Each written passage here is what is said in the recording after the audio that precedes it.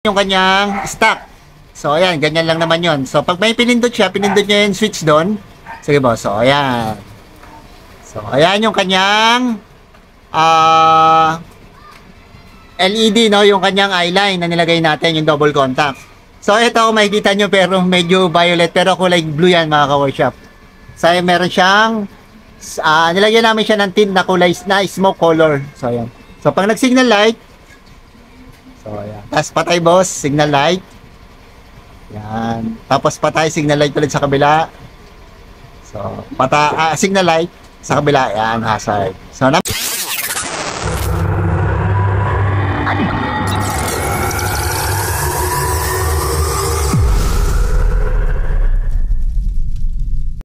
hello mga sir, isang magandang araw sa inyo lahat. So, meron tayo ngayong ginagawang motor. Ito yung Easy Ride 150N. So, first gen to, mga ka-workshop, kasi gold yung kanyang emblem dito. So, ang pinagawa nito ni sir, gusto niyang palagyan ng eyeline. So, ito yan. So, kinalas na natin yung kanyang headlight para malagyan ng eyeline. So, ice blue ang gusto ni sir. So, ito yung kanyang assembly ng headlight. So, ayusin din natin yung kanyang headlight assembly kasi nawala yung high. So, magpuproceed lang muna ako ngayon mga ka-workshop sa paglalagay ng eyeline sa kanyang headlight. So, dito. So, yung may back to stock to mga ka-workshop yung pinalagay ni sir. So, ang problema lang dito sa kanyang motor, ang problema rin na kinonsern niya sa akin, yung kanyang MDL. Ito yung MDL niyan to mga ka-workshop. Yan. Nawawala-wala. So, pag naliko daw siya nawawala. So, ibig sabihin naglo-lost contact.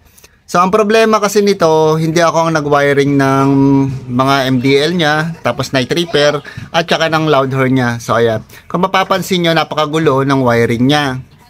So, ganun ang nangyayari kapag minsan sa tama naman, no? Hindi naman natin sabihin mali. Tama naman yung pag-wiring kasi gumagana. Kaya lang nagkakaroon ng problema. Ibig sabihin, meron kakulangan. So, yung mga ka-workshop, dapat pag nagpapa-install tayo ng mga ganito, no? Lagi kong sinasabi, okay na yung mas matagal, basta maayos. Kaysa yung mas mabilis, pero nagkakaroon ng problema. Yan. Ayan ang pagkakaiba ng gawa sa shop, tsaka yung magawa sa mga katulad namin yung mga backyard shop, no? Kasi sa amin, for schedule, ibig sabihin, isa ka lang talaga at yung gumagawa lang, katulad ko, ang gagawa. So, dito kasi, pag sa shop kasi, syempre, ang hinahabol natin dyan, yung target ng makatapos sila ng isang motor o dahil may mga susunod pa, tsaka isa pa, hindi siya nagko-concentrate sa isang motor lang. So, yun. So, yun mga ka-workshop. Kaya, ang concern lang dito, syempre, hanapin natin yung MDL niya na hindi gumagana at ilalagyan natin yung eyeline at saka underlight yung kanyang motor. So, yun. Syempre, ayos na rin natin yan para, ano na rin kay sir, no? Yung, mabigyan na rin natin ng discount. Yun na lang pinaka-discount natin, yung maayos natin yung kanyang wiring ng motor. So, ayan. So, proceed lang ako dito sa eyeline, tapos papakita ko sa inyo mamaya yung video kung anong problema ng headlight niya, ba't nawala yung low. No, low ng kanyang headlight. So, ayan mga ka-workshop. So, baybayan nyo lang, papakita ko sa inyo yung finished product nito. So, hindi ko na mabibideo kung paano paggawa dahil wala tayong tagahawak ng cam, wala naman tayong stand. So, yun. So, ano lang muna ako rito, focus. No? Tapos, papakita natin sa inyo yung pagkakagawa niyan at problema ng headlight. So, yun. So, ito na mga ka-workshop, na-install na natin yung kanyang LED, no? Yung kanyang running light sa loob, ayan. Kabilaan yan. So, tanggalin muna natin ito para mas makita nyo. So, ayan, nakita nyo, ito yung kanyang running light. Tapos, sa kabila. So, ito test natin siya. Siyempre, kailangan yan sumasabay. So, ayan. So, kulay blue siya. Ice blue ang kulay niya. So, ayan. Tapos, pag nag-signal light, gusto ni sir sabay yung sa signal light niya. So, ayan. Kabila. Tapos, ito naman yun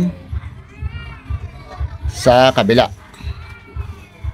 So, left and right. Ayan. So, iwa-wiring na lang natin yung mga ka-workshop. Tapos, finished product niyan, ikakabit natin sa motor. So, ito na nga mga ka-workshop, yung sinasabi ko kanina na may problema din yung headlight ni sir. Ang problema ng headlight ni sir, wala na yung low beam. So, high beam na lang. So, minsan nangyayari to sa atin Easy Ride 150N, nawawala yung low at saka high beam. So, ang unang itetest nyo doon, syempre yung headlight switch. Kung wala nang lumalabas na trigger sa atin headlight switch sa kanyang low tsaka high, ibig sabihin headlight switch. Ngayon kung meron naman lumalabas sa kanyang low at high mula sa switch, ibig sabihin check upin nyo na yung inyong assembly, yung pinaka headlight assembly nyo. So eto, check up natin bago tayo magpalit. Napakahalaga nito, check upin nyo mabuti.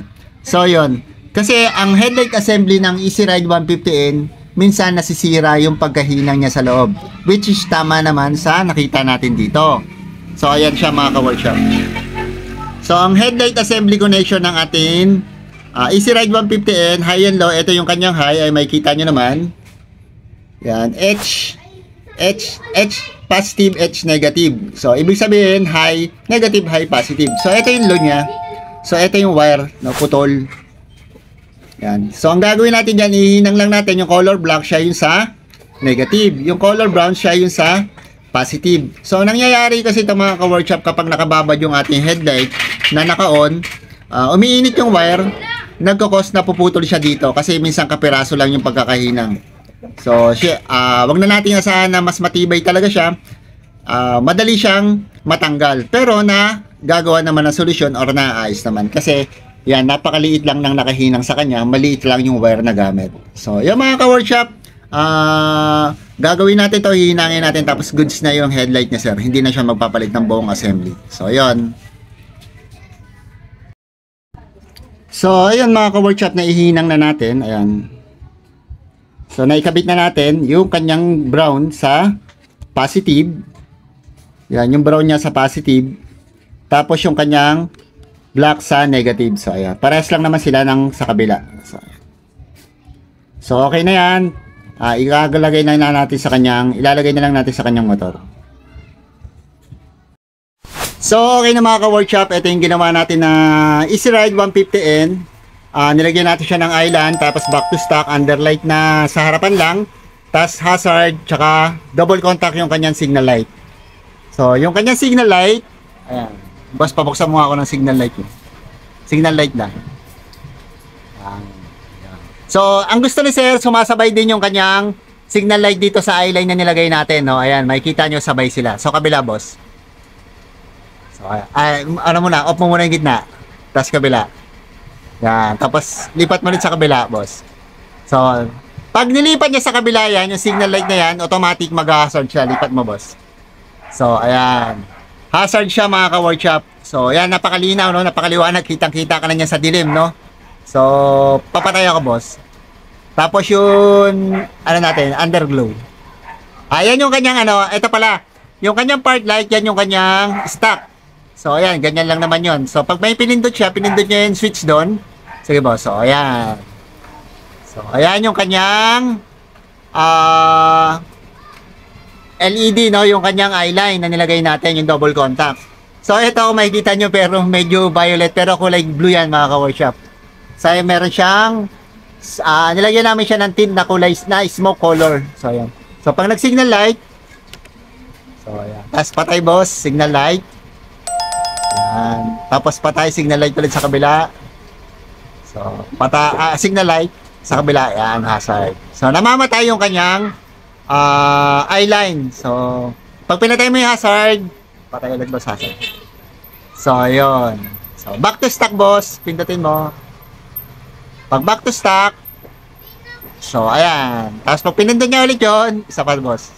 Pakita lang natin yung gano'ng kaganda. Yan. So, yun, astig na astig, no?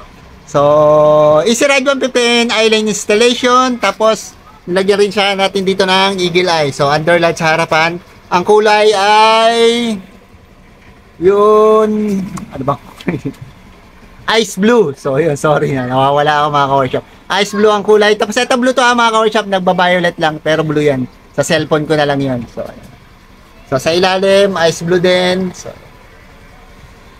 yan ang in-install natin dito. Tapos sinayos natin yung kanyang papatay ako boss ng fog light. So, wala to kaninang low, high lang. So, ngayon, buksan mo ba sa headlight mo? So, yan, may low na. Tapos, high mo boss. Yan. So, okay na. So, naputol lang sa loob. Sa pinaka headlight assembly niya, yun sa may panel board or sa PCB board, naputol lang yun.